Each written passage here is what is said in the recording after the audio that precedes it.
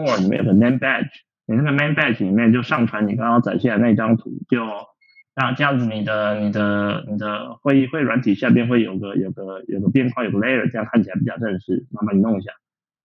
OK。好 ，thanks。OK 啊，我回来了，酷。刚才不知道什么情况，好像是我抬了一下电脑，然后我不知道是什么原因就没了。电脑偶尔有些状况挺正常的。背后这幅字是临江仙。我好像设置了自己那个 name badge， 但是没有在上面能够看。有，我们看得到你的 badge 了，没有问题。那就是他其他人可见，自己不可见吧？我猜。我自己应该也可以见吧。应该是下面挡，下面那个挡住了，截了一下，下面挡住了。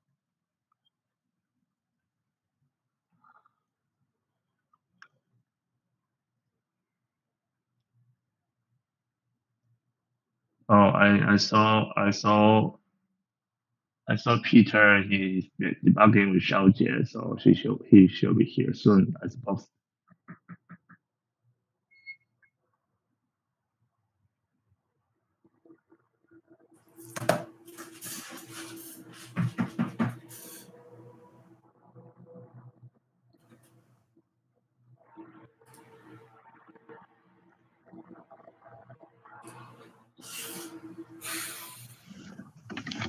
稍等一下，我离开一下。没事。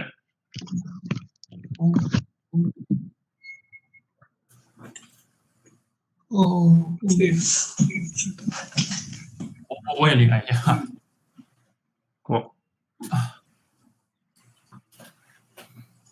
魏凡，你刚刚那边连线好像不是挺稳定，不过大概不是你的问题，是可能这个会软体的问题，是我刚刚看你好像断了一下。对，我其实等于是我往浏览器重新刷新了一次。没关系，反正大部分情况下都是这软体的问题，它可能后面 cloud service provider 不知道哪边了。好像一旦我刷新的话，那个 name badge 得要重新上传才可以。对，它就直接重置了。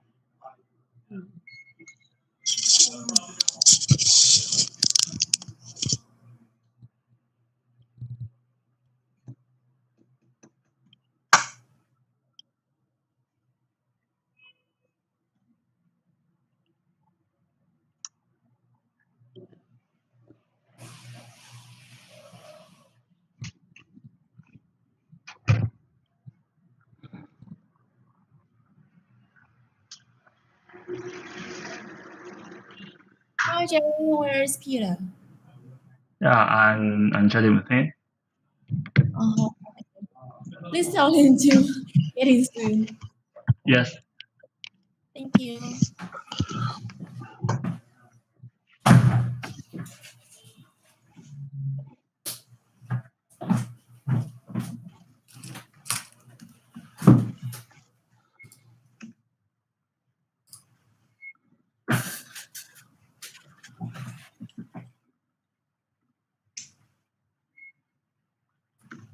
所以基本上等一下第一阶段的时候，当然你要听 Peter 讲也可以，可是我想咱们应该比较清楚那个文法长什么样的，所以其实那个时候你可以先把头或把麦克风给关掉，如果你想做其他事的话，等到那个 Peter 那边结束之后，再轮到咱们，大概就是20分钟、20分钟到40分钟吧。就这样也可以提前跟你们讲一下。OK。行。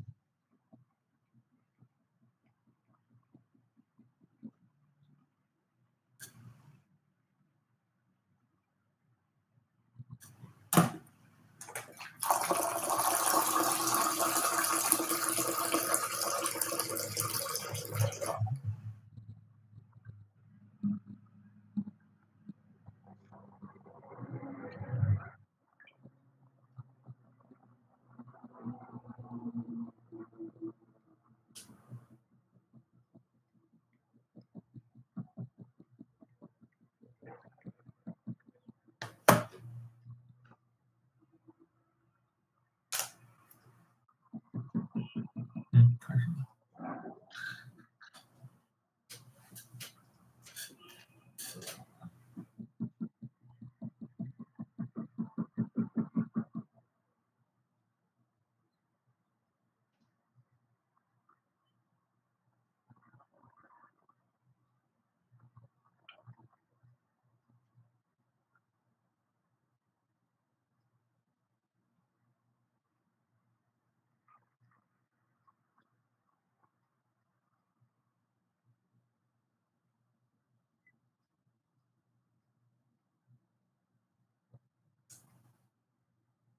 Now we are waiting for Peter only. So yeah. Oh, join. Oh, cool.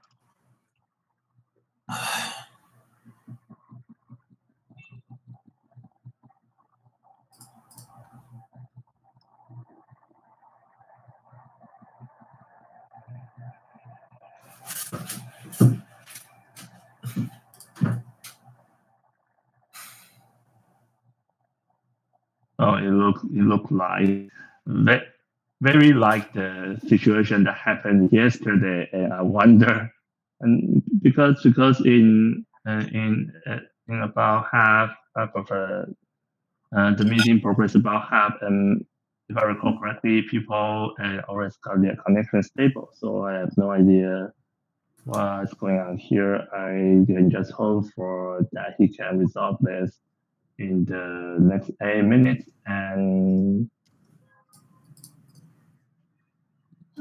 This is always happening to the main host. yeah, we cannot hear him, and maybe it's due to. But Hazel, are you a technical person, or if you can just do that, because it sounds like Peter and Oris are in Eastern Europe, one in Poland. I forget where Peter is located at. And according to them yesterday, their home network, both home network and cell network has issues, and goes without the interference of firewall and antivirus software. So I would say that maybe your backend, your cloud service provider, they have some routing issues with people in Europe, or if you are using P2P structure, there is some certain cases you can try to improve that. Of course, that is. Oh, hi, Peter. Peter. Nice to see you again. Hi. Can you hear me now? Yeah. Yes, correctly. Awesome. Seems like Europe is blacklisted. Where the address got blocked in your country? Is that possible, or it is just routing? I can hear you. I can hear you. I can see you, but seems like my video doesn't go out. Now your video is showing too, so no worries. Awesome. Okay, Peter, hi. I am Hazel, the moderator of today's workshop. The QuickCom host has just sent you a draw folder link in the chat box. Can you please access that and get your name badge with your name on it? Okay, cool. Let me just quickly switch to another browser. I'll be right back. All right. It is heard. I got notified by one of our Squirrel team member that we have echo in our YouTube video feed, but I do not hear echo in the meeting room actually, so please check in with the video feed to see what's the problem there. All right. Chị ơi, help me out, all right? Sao em?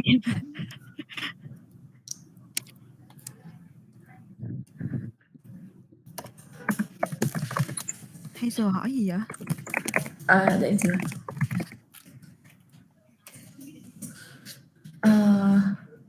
Cái gì nhỉ? Wait, is Peter down again really or presenting? Okay. Jerry, you were asking about the video presenting on YouTube, right? Yeah, is it solved the echo? Yeah.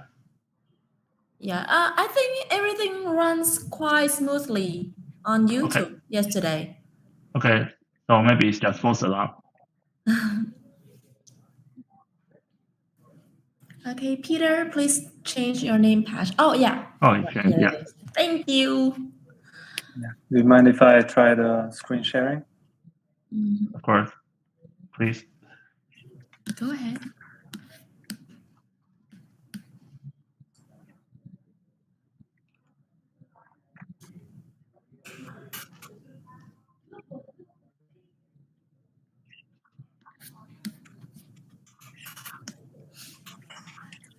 Just FYI, Can for you see it now? yesterday, you cannot see it now. Okay, I will have to restart just a moment. Okay. So for yesterday, we've got about 50 to 60 people and peak 1,400 people on YouTube. As a technical stream, I would say that is a really good result. So I don't know how many participants will be there today, but let's hope that the people remaining are very enthusiastic about our tech stack, so we get to interact with them directly. Yeah, so let's wait for Peter. He is out for a moment. Yep. Okay. I just want to double check with you guys. Let's see if I'm saying your names right. All right. I believe Peter is Péter Garamvölgyi. Jerry Ho, Xin Chen. Yeah. Is that enough? Huan Liu. Yeah, I'm here. And Wei Fan Ho. Hello. Okay, all right. Correct me if I'm wrong.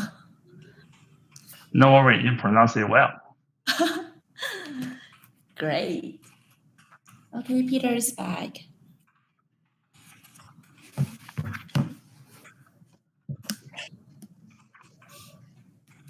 Okay.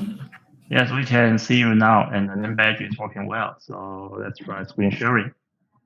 Okay. Peter, are you ready? How about screen sharing? Yes, we can see that perfectly. Cool. Awesome. Okay, everything is set. Thanks All for right. the assistance. All right, so let me go through the flow of the agenda first. I'll introduce each of you guys, and maybe I will introduce a little bit about East Vietnam 2022 and the Build-a-thon, the main activity, and then I will let Peter introduce yourself. Yeah, please, and then you can jump right directly to your presentation. All right. Okay, 1 minute to go. We are currently having 23 participants.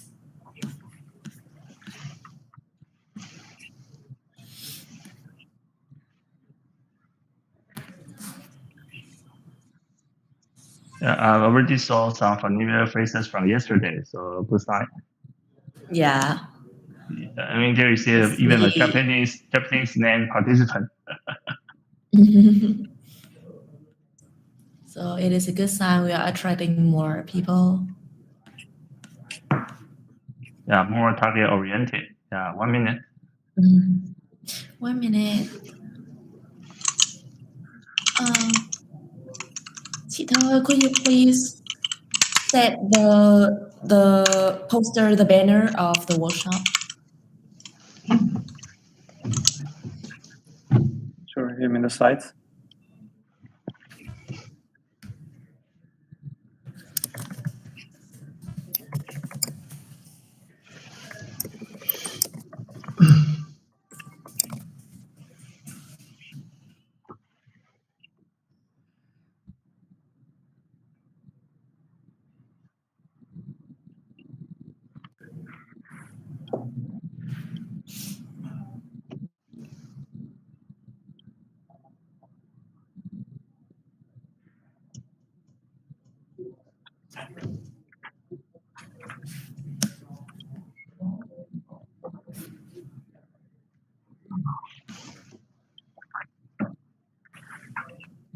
Okay, let's wait until we reach 30 participants so that we can start and nobody will miss anything.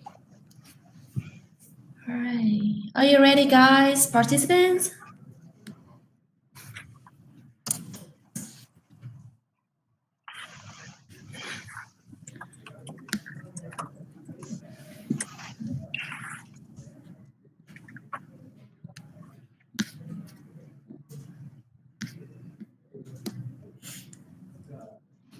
All right.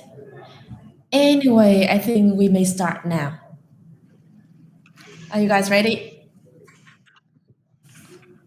Okay. Hi, everyone. Welcome to our workshop number 3 of East Vietnam 2022. And our workshop today is about dive in deep on scroll infrastructure. With the main host is Mr. Péter Garamvölgyi. Hi, Peter. Hi, Peter. Can you please say hi to all of our participants today? Peter, can you hear me? Yeah, I can hear you. Okay. Yeah, okay. Can you please say hi to all of the participants and introduce a little bit about yourself? Sure, yeah. Thanks for the introduction, Hazel. If at any point my internet is lagging or if there's any sound issues, please let me know. So, Okay. Hey everyone, very pleased to be here. My name is Peter and I'm from Scroll. So yesterday, some of you might have heard a great presentation from my colleague Orest. He talked about ZK rollups in general.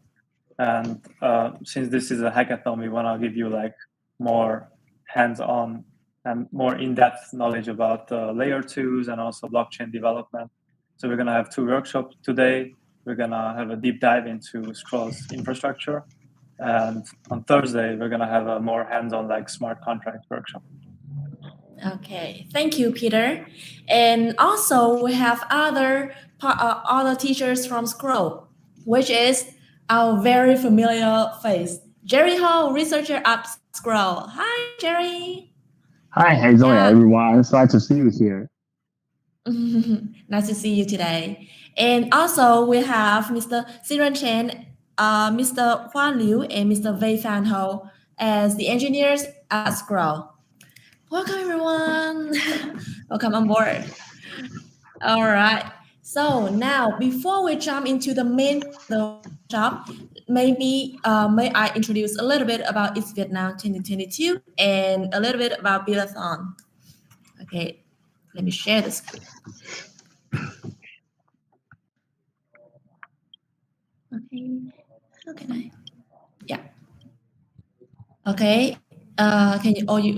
Can all of you see my screen? Yes. Yes, thank you. Okay, so East Vietnam is the first hub for blockchain community to build and learn together.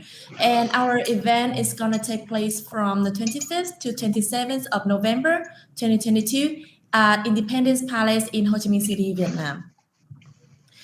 We aim to give you as much experience and knowledge from the top experts in the blockchain industry, like as much as possible, so that everyone can connect with each other, network, and learn from each other. So that is the main point of this East Vietnam 2022 event. And why build and learn? Learning is that we have this current workshop where everybody can join and learn from Scroll teachers, top experts, And why build together? Yes, we have the Build-a-thon 2022. Okay, so this Build-a-thon has the total reward and bounty and quadratic funding of up to 60,000 US dollars. And this Build-a-thon takes place from the October 24th to the November to the 26th of November. The online submission deadline is November 24th, 2022.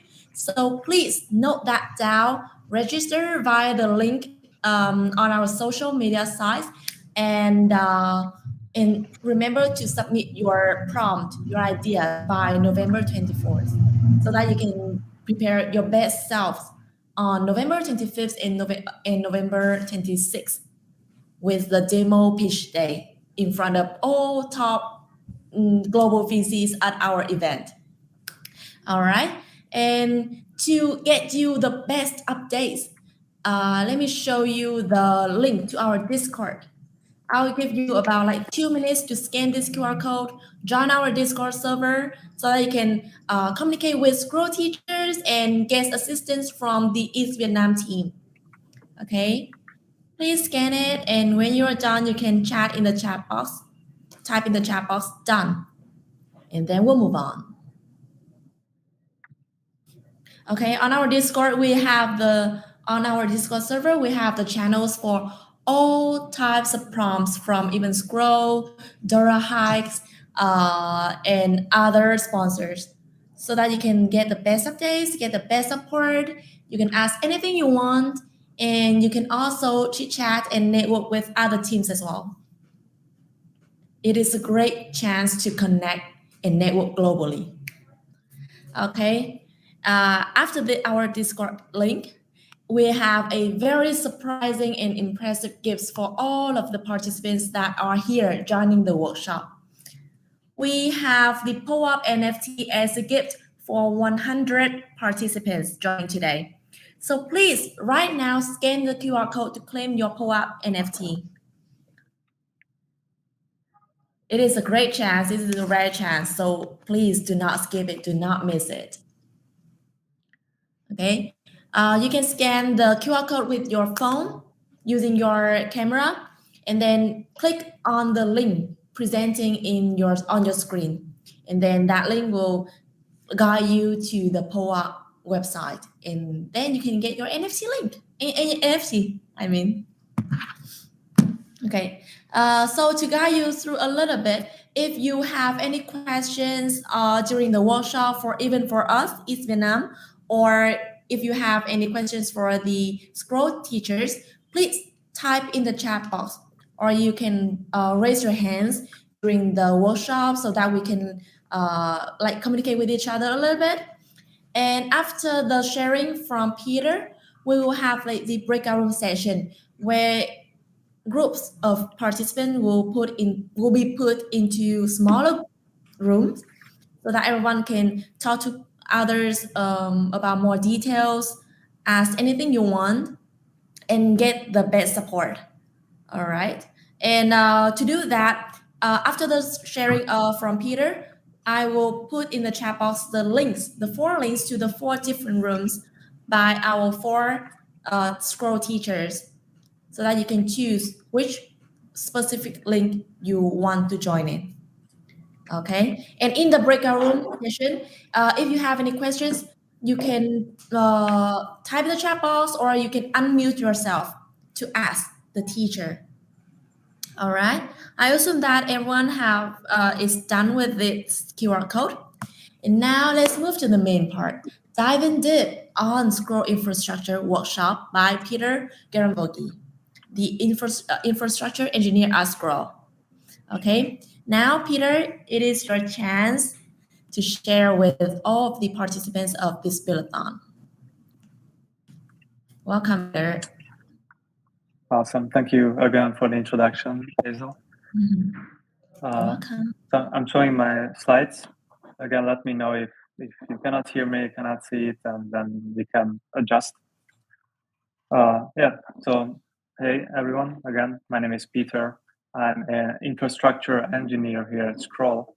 And today we're going to have a deep dive into Scroll's infrastructure.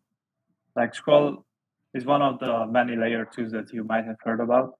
But my goal here is that, first of all, I want to show you how to get started building on Scroll, which might be a good chance for you to build something in this hackathon or buildathon. And my other goal is to help you understand how rollups like Scroll work under the hood. So have like a deeper understanding of what's going on when someone says they're bridging assets from Ethereum to a layer 2, or what's going on when you say, a ZK rollup is verifying transaction. So that's the goal now. And again, if you have any questions, you can just type in the chat, and maybe Jerry or Hazel can let me know if there's any questions, and then I can answer those. So before we get started, again, a bunch of QR codes, or you can type in the links. So these are the most important resources for you to get started. First of all, our current testnet is a permission testnet. So if you want to build on Scroll, then don't hesitate. Open this link on the left and just fill the form, register. The most important thing is that we need your address so that we can put you on the whitelist. And once you're registered, you can start deploying on Scroll.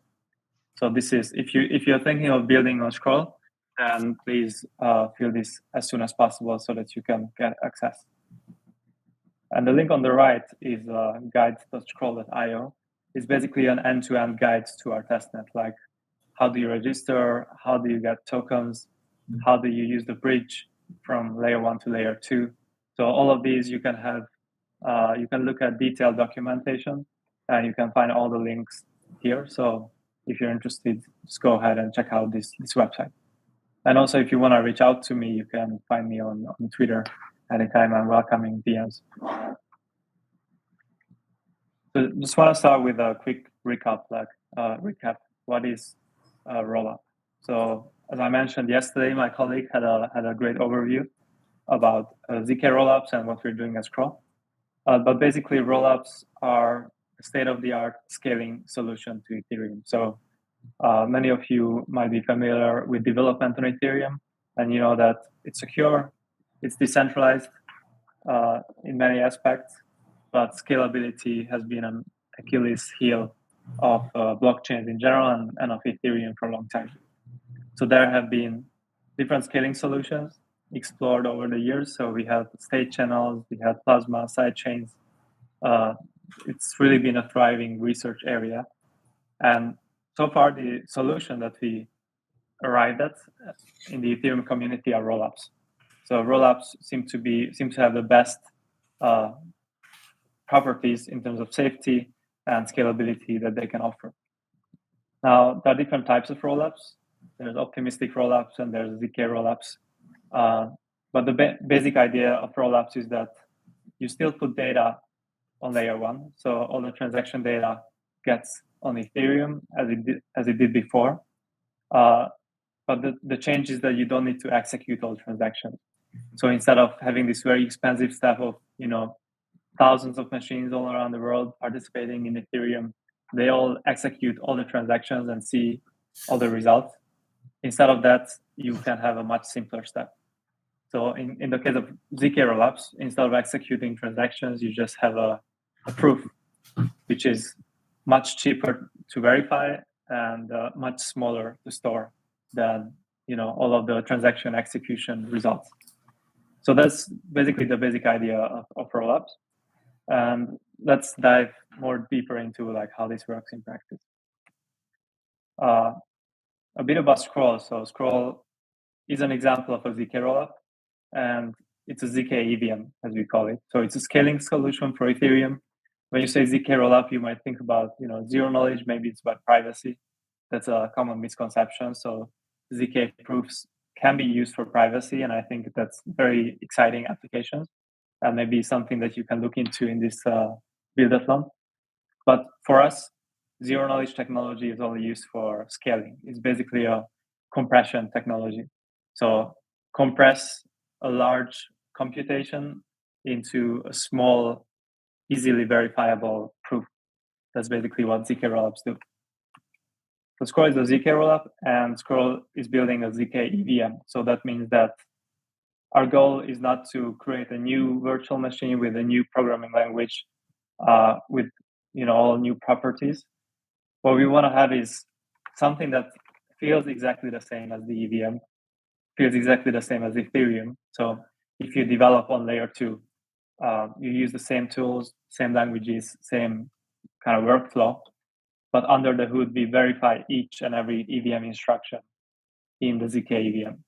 So this is a very challenging task technically, because EVM is very hard to verify. It's a very complex, let's say relatively complex virtual machine. But this is what we're aiming for. So if you see in the news the term ZK EVM, what you need to understand is basically a ZK rollup that is EVM equivalent. And many projects are building different ZK EVMs, and Scroll is one of these projects. And before we want to jump into this, so maybe I can introduce myself a bit more. And you can see me, but I cannot see you. So I think it would be nice for you too if you want to introduce yourself. So I want to invite you to maybe post in the chat if you want, maybe a sentence or two introducing like who you are, what is your experience with Web3 or Ethereum, so that we can also have a better understanding of the audience here. So again, I'm an infrastructure engineer at Scroll. So at Scroll, the very heart of the system that we're building is the ZK EVM. And we have a very talented group of zero-knowledge experts, researchers, engineers working on that. Also, it's built together with the Ethereum Foundation. Now, what I do is not the zero-knowledge part. What I do is everything around the zero-knowledge part. So all the other components, which is the sequencer, which is the blockchain node, the components connecting layer 1 and layer 2, which is the bridge, and also the components connecting Scroll with the provers. So there are different components in this system that you will see in a moment. And I'm working on making these more robust, scalable, and basically being able to support the ZK EVM. So for the rest of the time, first I want to show you how to get started on the pre-alpha testnet if you want to develop, deploy stuff. Then we're going to look into the architecture of Scroll, and we see basically the workflow, like what happens when a block is created, what happens when a transaction is created, how does it all come along into one whole. So for getting started, I want to show you our pre-alpha portal. Hopefully you can see the pre-alpha portal now. So if you go to pre-alpha.scroll.io, this is the entry point of our testnet.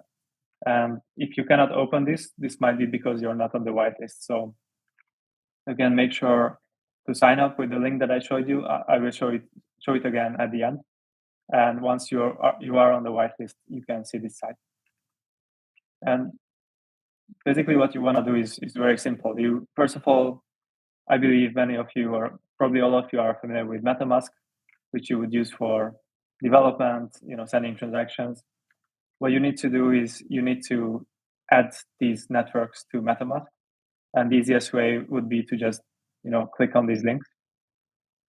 There are two networks. One is the layer 1, which on mainnet is going to be Ethereum, but in our case, we run like a test layer 1. And there is the layer 2 network, which is Scroll itself. So you can just click on these buttons to initialize your MetaMask. And the next step would be to get some test tokens. So we're operating a faucet for this. And the way it works now is that you just go to faucet, you click on request, and it will send you some tokens on layer 1. So you receive some test ETH, and you also receive some test USDC. So these are just test tokens on our layer 1 testnet. And there's one final step you need to take before you can start building on Scroll. You need to bridge these tokens from layer 1 to layer 2. So this is the same experience if you did any token bridging between different chains. Usually it's very similar UI, similar experience. So you need to choose, the source chain is layer 1 testnet. The destination chain is layer 2 testnet. You can choose which token you want to transfer and the amount, of course. And after that, you basically just confirm the transaction as you would do on any other EVM chain. So just use MetaMask, make sure all the information is correct, and just confirm. So at this point, I send a transaction to our bridge, and it takes usually around a few minutes, like maybe 2 minutes, for it to arrive on layer 2. So if you want, you can check the blockchain explorer, you can check the transactions as you would do on Etherscan or any other blockchain explorer. There's a blockchain explorer for layer 1, and there's a separate blockchain explorer that looks exactly the same for layer 2. And you can check the transactions here. And if you follow these steps, again, get some tokens on the faucet, bridge those tokens from layer 1 to layer 2. Then at the end, in your layer 2 wallet, you will have some test ETH. And at that point, you can just get started and start deploying contracts on Scroll using whatever you want to use. You can use Remix, Foundry, Hardhat, whatever you're used to using. It works exactly the same way on Scroll. There's some other things that you can play around with. So we have a proof of concept decentralized application running on the testnet. And this is a Uniswap clone. So basically you can swap tokens between 3 different tokens. And so the cool thing about this is that this is all running on layer 2. This is all running on the ZK EVM. And all of the transactions that you send on layer 2 are secured by zero knowledge validity proofs. So the cool thing is that this all happens, but the other cool thing is that you don't need to know. So from your perspective, it looks exactly the same as if you were using Uniswap on layer 1. It's just faster and cheaper. And the last component on this portal is the Rollup Explorer. This is basically a blockchain explorer that connects the 2 layers. So it talks about the status of layer 2 blocks on layer 1. And this is something that I will go into more details in just a minute. So to go back, I just wanted to quickly show you because many of you might have already started building or coming up with ideas. Many of you are planning to build something. So if you want to get started on Scroll, please, first of all, sign up on the form. And second, go to prealpha.scroll.io, and then you can just start building as you would build on many other chains. So hopefully that's all clear. And yeah, let's dive into the architecture of Scroll. I showed you, maybe I can just show you one more thing. So let me show you how to send the layer 2 transaction. Basically, you can open MetaMask. That's one way to do it. And just send the transaction right in MetaMask, choosing the layer 2 testnet. So I will send a transaction to myself. And you can just confirm it is the same flow as you would do on layer 1. And if I view it on the blockchain explorer, you can see that it's a layer 2 scan. The layer 2 explorer, it's already confirmed. It was quite fast. And yeah, that's it. So it works. It's exactly the same experience as on Ethereum, but it's on a ZK rollup. So that's kind of the cool thing. And I wanted to show you this so that now that we kind of see what's under the hood, what happens when I send a transaction, what's all the processes and components that you cannot see. Now you know, what we're talking about. So what happens when I send a transaction? That's the end goal that we want to go into. But I want to start by looking at the components of the system. What are the different components that I briefly mentioned before that make a ZK rollup possible? And on a high level, there's only 2 components. So there's a layer 1 component running on Ethereum, and there's a layer 2 component. So the layer 1 component is a smart contract. It's a normal Solidity contract that you would deploy on Solidity, deploy on Ethereum, deploy on layer 1. And this is used to store data from layer 2 and to verify proofs from layer 2. And the layer 2 node, you can just think of it as a blockchain node. Actually, a big part of our layer 2 node is a fork of Go Ethereum. So Go Ethereum is the most widely used execution client for Ethereum. And for compatibility, we just fork it and modified some parts of it, but most of it is the same as Go Ethereum. So layer 2 node is a blockchain node generating blocks. And yeah, it just receives transactions, submits data to layer 1 for data availability, and periodically submits proofs so that the layer 1 contract knows which transactions on layer 1 happened and that they happened correctly or executed correctly. So if you're just developing on Scroll, this is basically all you need to know. You don't need to know how the layer 2 node works. You don't need to know how the smart contract works. You just need to know that you connect to the layer 2 node, you submit transactions, and then you can start building. And basically, this supports the same APIs as the standard Ethereum APIs. So here I use a curl RPC request. So some of you who might have used the JSON RPC from Ethereum might be familiar with ETH chain ID and these methods. These are the standard Ethereum APIs that you can use. And here you can see I can call it on pre-alpha scroll.io layer 1. And I can also call it on pre-alpha.scroll.io layer 2. So this is the layer 2 endpoint. So you can use it with curl, but this also means that you can use Remix, Hardhat. You can use basically all Ethereum tooling on Scroll because it provides the same API. So this is all you need to know, but let's try to understand it better. So zoom in a little bit and see the exact components these consist of. So actually we have two smart contracts. There are two main smart contracts. So one is the bridge contract, and the bridge is what we just used when I showed you that I was bridging assets from layer 1 to layer 2. I was actually sending a transaction to the bridge contract on layer 1. The other contract is the rollup contract, and this is what basically realizes or implements the rollup logic, so storing data, storing proofs, etc. The layer 2 node also consists of multiple components. So we have three main components: the relayer, the sequencer, and the prover. So the relayer, I'd say it's closely connected to the bridge.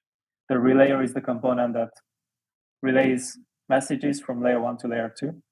So that's when I bridge assets from layer 1 to layer 2. And also it can do the other way around. So relay message from layer 2 to layer 1 when I want to withdraw my assets to Ethereum. So that is the job of the relayer. The sequencer is the Go Ethereum fork that I mentioned to you. So the sequencer is basically a blockchain node. It collects the transactions and it creates blocks. So just as on layer 1, you have blocks created every 12 seconds. On layer 2, we also have blocks currently created every 3 seconds. And they look the same as on Ethereum. It's just basically a different blockchain. So generally speaking, rollups, you can think of rollups as an independent blockchain. So they have their own data, their own nodes. But the thing that makes rollups secure is that all this data is committed to layer 1 and validated on layer 1. So it's not a fully independent blockchain. It's a blockchain that's validated by Ethereum. So that's what the sequencer does. It creates the blocks. And the prover creates the zero-knowledge proofs for each block or each batch of blocks. Now the prover, we can continue zooming in and see all the components of the system. The actual component that creates the proof is called a prover, or we call it the roller. So roller is a relatively strong machine, so you would need a lot of memory and a bunch of GPUs. So currently it's still a quite expensive process to generate these proofs. But this is what the roller does. So basically the roller gets the data from the sequencer and then generates the zero-knowledge proofs. And in our case, which might be somewhat unique to Scroll, we have a decentralized prover network. So that means that we have an unbounded number of provers. And basically, if you have hardware, you can always join as a prover or as a roller. So this is, I usually compare it to kind of proof of work, where if you have the hardware, you can become a miner and you can create blocks and earn money. So here you can create zero-knowledge proofs and earn money. So in this way, it's similar to proof of work, but it's also quite different because because first of all, it's not really the same way of reaching consensus, but more importantly, this is not wasted work. So proof of work, you need to do a lot of random computations, like computing hashes, for instance. That doesn't really do anything apart from making it hard to create blocks. But in our case, we are producing something that is useful by itself, which is an independently verifiable proof of the block execution. So I think this may be more similar to proof of useful work, which was a term that some people used in the research community. And the missing component now is the coordinator. So who decides which roller creates the proof, which roller has the chance to earn the rewards? This is done by the coordinator. That is the missing component between the roller and the sequencer. So we talked about the contract, the relayer, sequencer, coordinator, and the roller. So these are the main components of the system. And let's just see kind of a timeline of what happens when a block is created. So for each block, we have an execution trace that kind of captures all the information about the block's execution. So which opcodes were executed, what were the transaction, storage accesses, all of these are captured in the trace. I'm just checking just a moment for the questions and that I'm still online. Okay, looks all good. So it all starts by getting this execution trace. And from this, we kind of convert it into different format. And we use this as the input to the zk-AVM. And the zk-AVM, you can think about it as one component, but it actually consists of many different components. And different components create proofs for different parts of the execution. So for instance, we have the EVM circuit that proves that every opcode that was executed correctly. Like, I guess it updated the stack correctly, had all the side effects, and no more side effects than it should have had. All these information. The storage circuit, on the other hand, verifies the storage updates. So when you deploy a contract, it gets written into storage. It creates a new node in the storage tree. Or if you update the state of the smart contract, it might update value from one value to another value. So all of these state transitions are proven by the storage circuits. And then we have many other different circuits proving different things. It's quite complex. And finally, once we have all these independent proofs of different aspects of the block, now we need to aggregate into a single proof. So we don't want to have too many proofs. We want to kind of compress it down to a single proof. So that is the job of the aggregation circuit. And the output of this whole process is the proof for the block. So the input, again, is a block, a layer 2 block that has a bunch of transactions. The input to the circuits is derived from the execution trace of this block.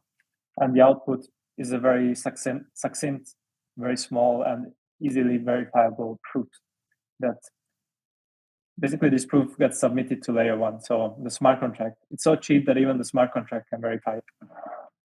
But in theory, other people could also verify it. So this could also be used outside of the ZK rollup. So we talked about different components of the ZK rollup, and we talked about the proof, time flow. And now I want to put it all together into basically an end-to-end workflow. So at a bird's eye view, at a very high level, what happens is that we have two blockchains, and the block data from layer 2, scroll in this case, gets committed to layer 1 periodically. So let's say in this example, we have batches of 6 blocks. All the data gets written to Ethereum so that it's available to everyone.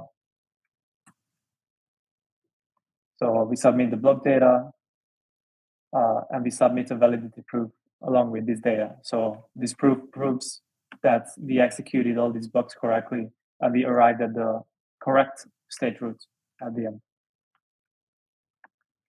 So in our case, these two commitments are actually separate. So first we commit the block data because we can do that very quickly. As soon as the block is available, we have the data, so we can submit it to layer 1. The validity proof, we have to generate a zero-knowledge proof for that. So that takes a longer time. So it might take an hour or tens of minutes. So that is going to be committed a few blocks later. But this doesn't change the basic idea that we commit these two things to Ethereum. So this means that a layer 2 block can have different, it's kind of like a state machine. It can have different states. So the first state is pre-committed. So the block is already created. We have the block with the transactions on layer 2, but it only exists on layer 2. So layer 1 doesn't know about this block. This is when the block was just created. And this means that this is not finalized yet. The next stage is when we actually commit this block. So we take the layer 2 data and we write it to layer 1. We submit it to the rollup contract. And this is what we call committing. So basically the transaction data is already on layer 1, but this is not verified. So the execution might still not be correct. And finally, we submit, now we have the data, finally we can submit the ZK proof, the validity proof, and the smart contract on layer 1 will verify this proof, and if it's all correct, then the block status is updated to finalized. So finalized blocks are really truly finalized, so as long as the layer 1 block cannot be reverted, and with proof of stake on Ethereum, we now have good finality, not just deterministic finality.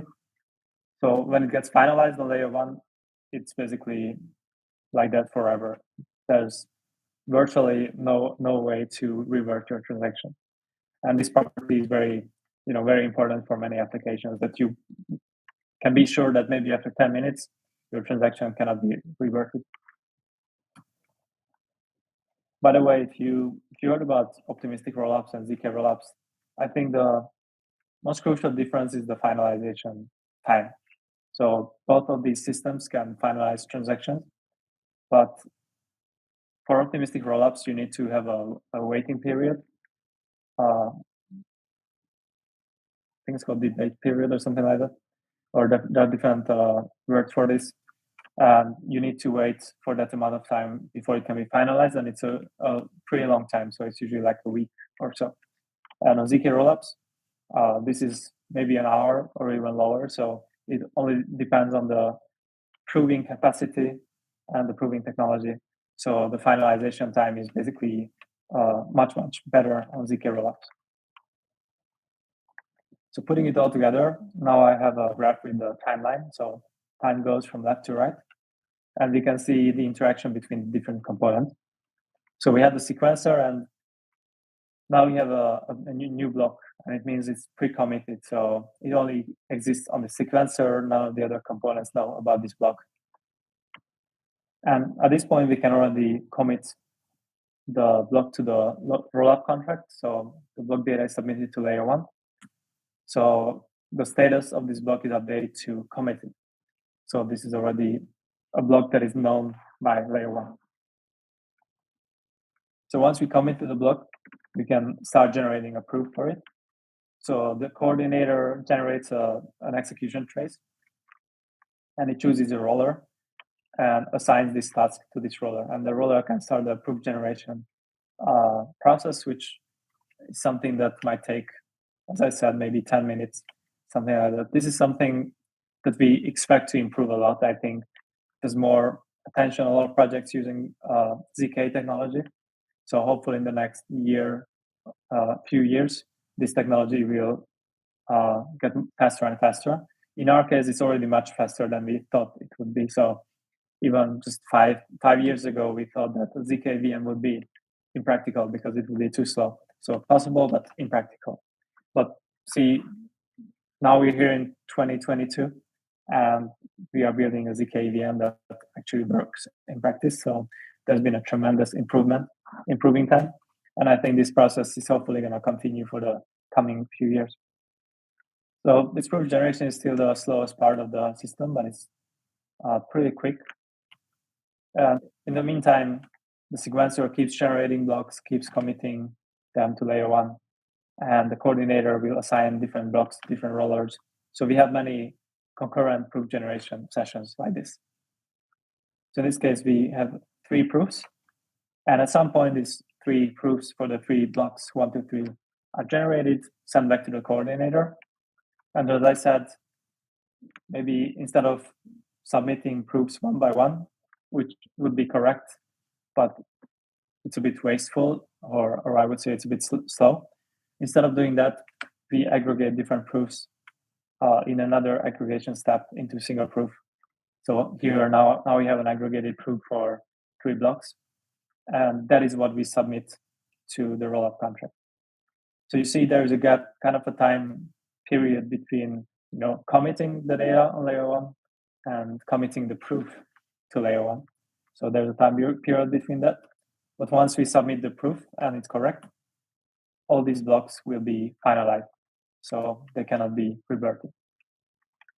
So this is kind of the end-to-end kind of workflow of ZK rollups. And I hope seeing this graphic, kind of walking through this, makes it easier for you to understand what happens under the hood in a ZK EVM.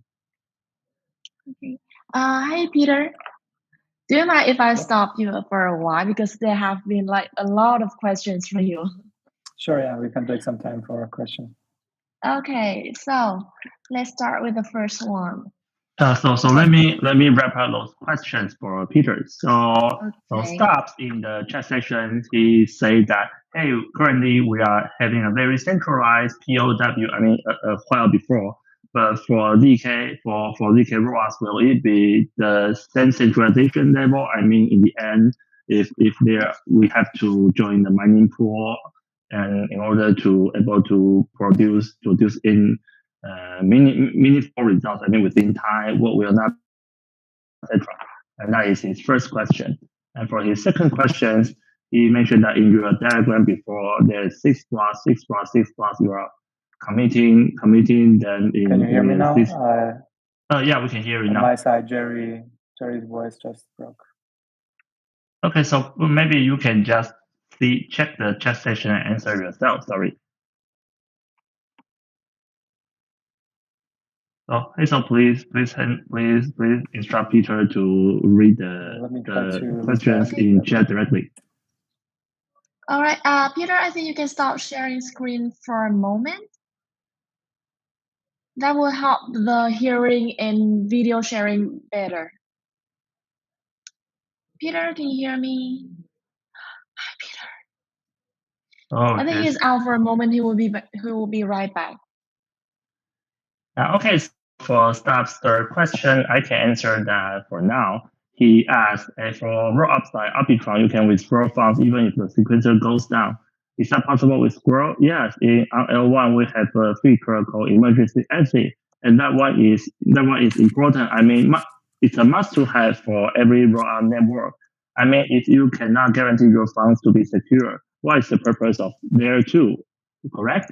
So yeah, for every L2 opportunity, Mr. Rollup or ZK Rollup, they have emergency exit function where you can withdraw from upon certain satisfying certain conditions, like the sequencer denial response, or after a given set of block has passed, you can withdraw funds from L1 without your funds being locked in the layer 1 rollup contract. So yeah.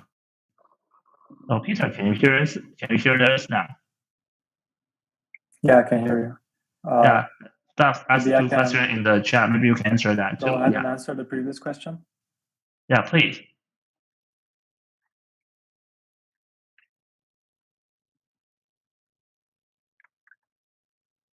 Yeah, probably you can hear me, but I can't hear you. It's a one-way communication. So you can just answer the questions in chat, please.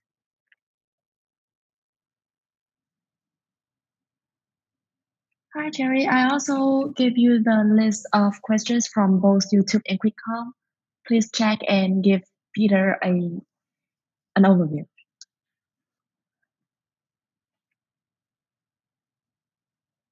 Okay, sure, thanks. Okay, so Peter can hear us for now, so maybe I'll step in and answer some of the other questions. For Okay, so if we already apply to a testnet, should we apply again through this link?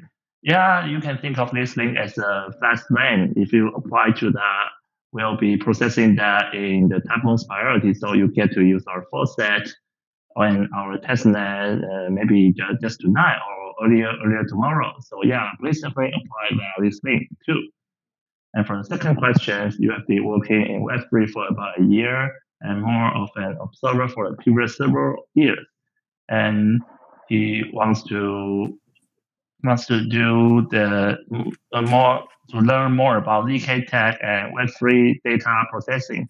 And yeah, on that topic, we Squirrel and some of the other organizations like ZK Hack, 0xPath, or even our friends like Starkware or like Matrixnet, like Aztec, well, or even Polygon from his team, we're all providing a series of workshops or hackathons or grants that can help you from the uttermost beginner level to intermediate level to the expert level that you can learn then in a different set of lessons. And there's also chances for you to secure grants and even enter mentorship programs so that people will get mentored and eventually find a job or find investors. So yeah, there's plenty of chances.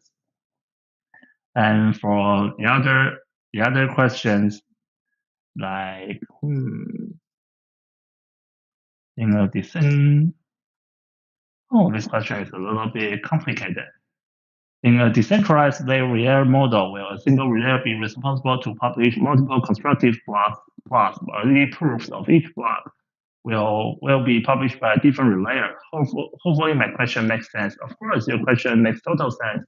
And in that question, currently for different coordinator, layer, in a sense, consensus building mechanism, people are doing in very different ways. Like if I recall correctly, in Starkware, they are using a variant of Tendermint, but in Squirrel, it is not that I cannot talk about that right now. It is that it is currently under investigating right now, because the most important thing in that situation is that we wanna, in a sense, to prevent or in another way to embrace an EV, but in the same time we wanna make it censorship resistant. So yeah, a combination of incentive mechanism and consensus mechanism has to be made in order to make that possible.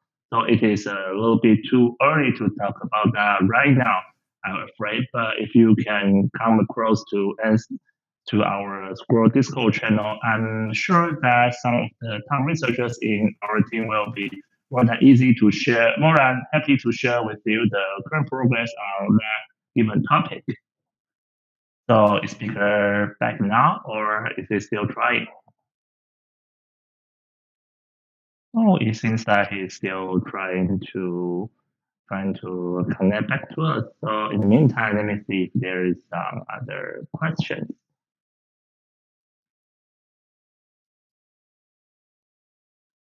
So if it's true, if I say Web3 equals to Web2 plus wallet, I would say it depends, because I mean, since you are in this workshop, I am pretty sure that you. Oh, hi, Peter, you are here. Can you hear me? I can hear you. Oh, good. Welcome back. So yeah. Sorry. So it's okay. Technical problems. Yeah, technical problems happening all the day. So is to the whole layer 2, and yeah, we're trying to make it better. So for the last few minutes, I've been answering questions from YouTube, and there is some questions that is left. And for one, staff asked, is 6 blocks just an example, or is there a set number of transactions or blocks that are always committed? Okay. Maybe I'll go ahead and answer the previous question first. So you asked a very interesting question, like, is, I showed the rollers and I compared the rollers to proof of work, and some of the guests asked, is it gonna be a centralizing force, just as in proof of work? I think this is a very important question and something that we have to think of very, very hard. So when you talk about centralization in ZK rollups, there are different parts of it, right? So there's centralization of the rollers, centralization of the provers. That's one thing. Centralization of the sequencer, that's another thing. So we have to kind of decentralize these, all of these to really be decentralized. So the way we think about the rollers is that we don't want to have the same kind of mechanics as in proof of work. In proof of work, it's always the fastest or the strongest machine wins. And that means if you have the strongest machine, you get more rewards, you put more investment into your machines, and this is a really centralizing force. We're trying to kind of adjust this design to make it lessen this effect of centralization. So one idea that we have is that it's not always the fastest that wins. So maybe you have like a window for proof generation. Maybe you have like 10 minutes and we choose like 3 rollers. And even if you're not the fastest, even if you're the slowest, but you still finish the proof generation within 10 minutes, you can still get the reward. So I think to answer this question, by tweaking kind of the crypto economic design, we really hope to avoid decentralizing forces and make this whole network more decentralized. To get to your other question, someone asked, is 6 blocks just an example or is it some specific constant that we have? Yeah, so 6 block was just an example. Currently, we commit every block one by one on layer 1, but as a very important optimization, we want to have this batching that I mentioned, for example, 6 blocks, but this is not going to be like a certain number of blocks. This depends on the amount of transactions, the amount of computation in each block. So the idea is that we have like a guess goal, let's say 1 million guess, something like that, or 10 million. And if there are many transactions in the blocks, then maybe we have only 4 blocks per batch. If the blocks are relatively empty, then we might have 15 blocks in one batch. So this is kind of this dynamic adjustment based on the transaction volume. I hope that answers the question.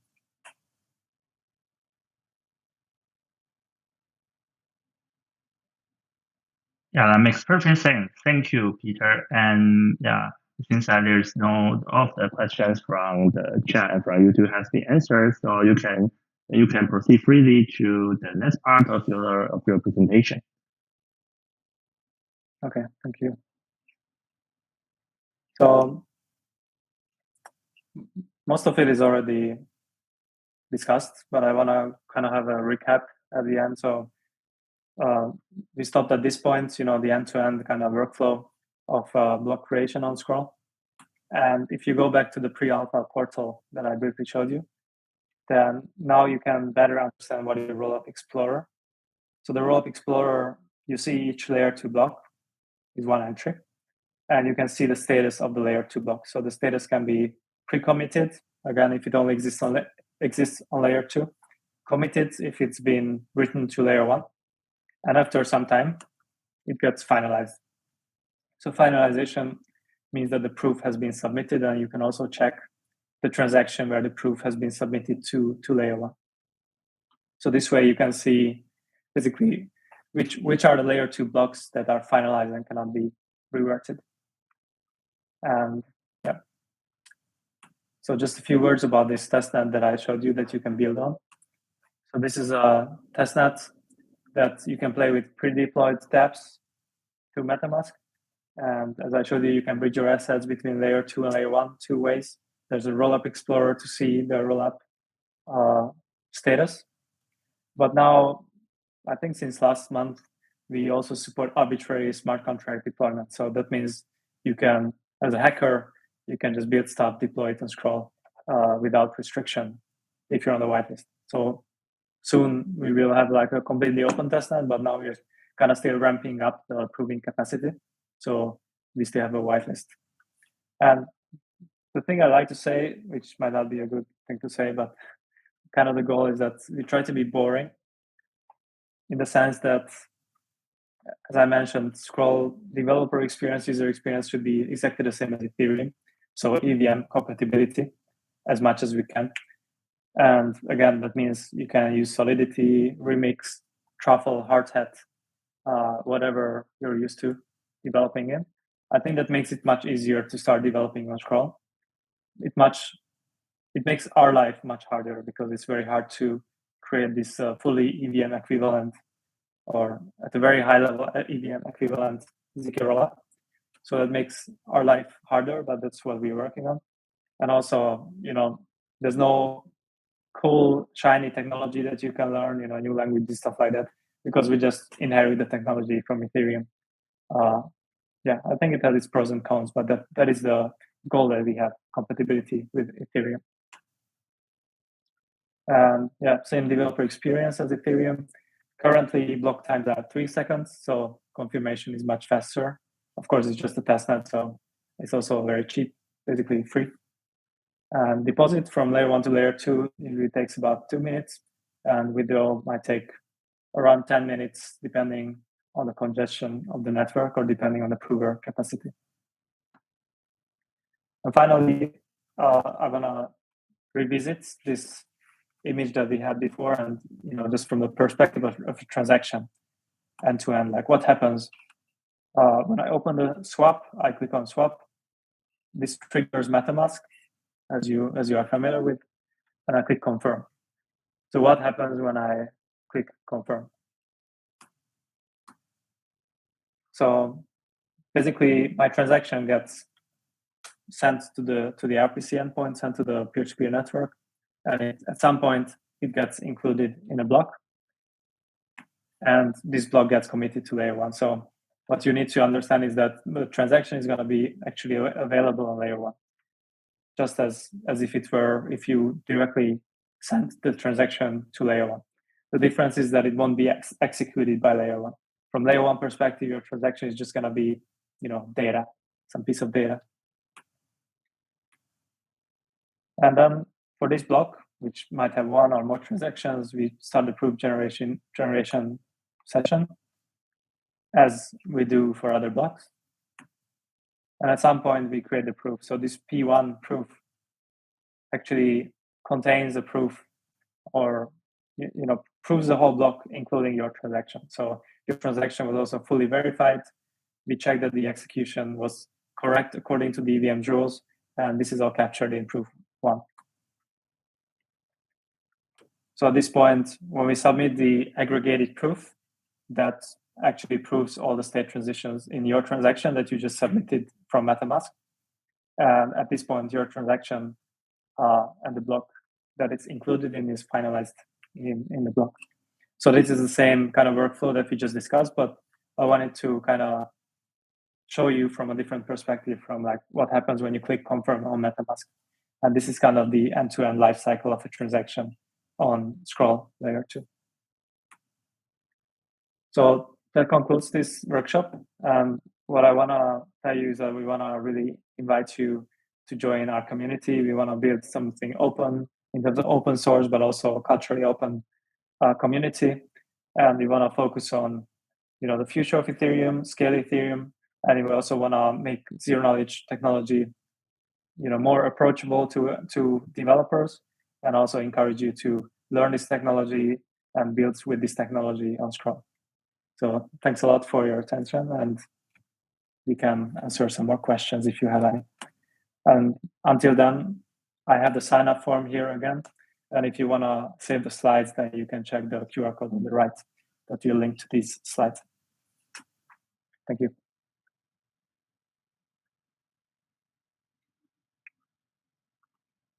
Thanks, Peter. So yeah, that's Hazel. Yeah, please. Okay.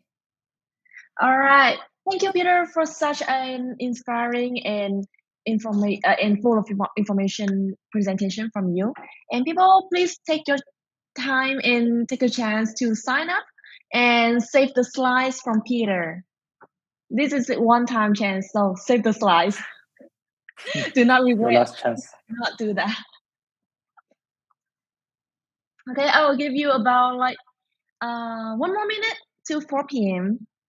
so that you can save everything that you need to do. All right. Yeah. I am so happy and also very glad that we have received so many questions on both YouTube and QuickCon today. I think like Peter and Jerry and other engineers of Scroll didn't really have enough time to answer all of those questions. So that is a good sign. All right. So now to prepare for the breakout room session, I will input the links of the 4 smaller rooms in the chat box for you guys. And what you have to do now is choose one link that you want to join and talk to our trainer from Scroll. Ask anything you want, say anything that you need to say, and ask for the Build-A-thon prompt, Scroll prompt, and any advice that you want. And all of our trainers will help you out. Okay, cool. I input the links in the chat box, and also the YouTube team will also pin the message in the comment section. Wait a second. All right. Have you guys all seen the links? See you in breakout room. Yeah, okay. Please chat with us there for anything you would like to, whether it's about Scroll, about Layer 2, or even about yourself. We are more than happy to have a close interaction with you. So see you in the breakout room, everyone. Yeah, okay. And So about the let's- NFT, so sorry about that. We only have 100 slots. So please come back tomorrow on our workshop number 3, also with Peter, and you might have the chance to get one. All right, so participants, please join the breakout room, and we'll remind you if we have to go back to the main room later. Okay, see ya. Trainers, please go to your link.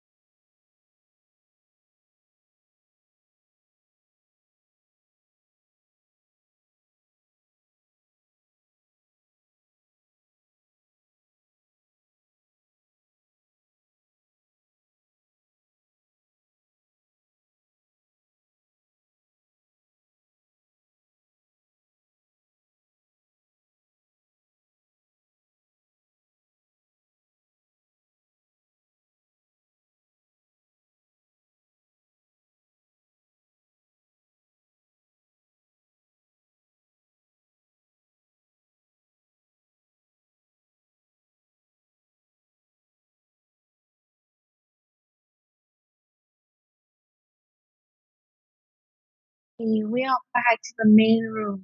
Everyone, are you there?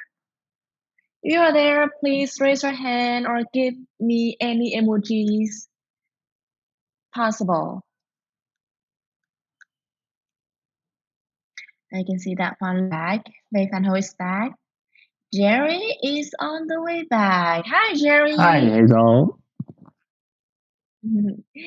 How was your room? I think that she was in your room, Yeah, right? correct. We have a very pleasant conversation in Chinese. Wow, it's so cool to see that Chinese is sometimes also works in some of the Southern Asia countries. Yeah, Southeast Asia role. Southeast Asia, let's build together. I also had a very pleasant conversation with Peter to learn about his journey, his experience in blockchain and Web3, and like, yeah, it's so nice to hear from you guys. I mean, like, I think I also learned something, even though I'm not a very professional dev. Okay, everyone is going back to the main room now, so let's wait for them a little bit. All right. So meanwhile, I will show the QR code to the Discord server of East Vietnam, and so that people can via that can join the Scroll channel via that. All right. Let me share the screen.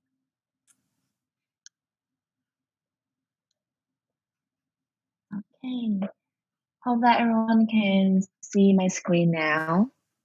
All right.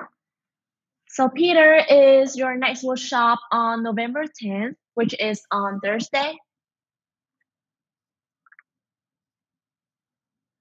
Hey, Peter. Yes. On Yeah. Thursday. Same yeah. time. Mm-hmm. So what is the topic of that workshop, of our third workshop together? Yeah. So before you learn more about the higher level ideas, like what are ZK rollups, how does Scroll work under the hood. So Thursday I want to do like a more hands-on workshop, maybe using Remix or Foundry to write some contracts and deploy it on Scroll. So if you're new to Solidity development, or if you've developed before but you want to see how it works on Scroll, then welcome to join. Okay, cool. All right. And everyone, when I was talking with Peter, he was like, he was so glad to receive all the questions from you guys. Yeah, so please keep that up on our next workshop on Thursday, November 10th, 3 p.m. VN time. And probably Peter will have more interactive activities where everyone can like communicate with each other, interact with each other. And don't forget that Peter is really looking forward to seeing you guys, connecting with you guys, talking with you guys, and sharing together. Sharing is caring. Exactly. Looking forward to it. Yeah. Okay, it was so fun today. Okay, I think it was enough time for everyone to scan the QR code to our Discord. And in our Discord server, there will be a lot of like channels, like smaller channels of other sponsors, and especially of Scroll. Scroll channel is very active, so please join Scroll channel on East Vietnam Discord server, and ask any questions you want and ask for support if any. We are more than pleased to help you guys. Right, Jerry and Peter? Yeah, absolutely correct. Exactly. Yeah, so before the section of today ended, please check at the test station. Yeah, that is again the form to access our testnet. In the end, it will be permissionless, but in the current state, we still want you to register at the list so that you can get access to our testnet tomorrow, and you get to deploy your contract on it. So as a kind of a homework, if you are currently doing the hackathon, participating in the East Vietnam hackathon, please try and see tonight or in the Wednesday. I mean, we have a day off to see that if you can successfully deploy your contract on East Vietnam, and I'm so sorry, a few seconds and tell us what you think. But if you have trouble deploying it, feel free to join again in our Thursday's test workshop, also by Peter. and we can help you to debug your deployment process and get your project running on Squirrel testnet. Thanks. Thank you, Jerry. Thank you, Peter. And thank Vei Van Ho and Wan Li so much for joining us today. You guys have shared with us so many great and useful information. And yeah, please check Scroll testnet, and we'll see you on Thursday, November 10th. All right. Yeah. See you Thanks, soon. everyone. Thursday. See you on Thank you. Thursday. Come on. Come Bye-bye. on. Xin cảm ơn. Bye bye. Come on. Bye bye. Hi, Chen, right? Bye bye.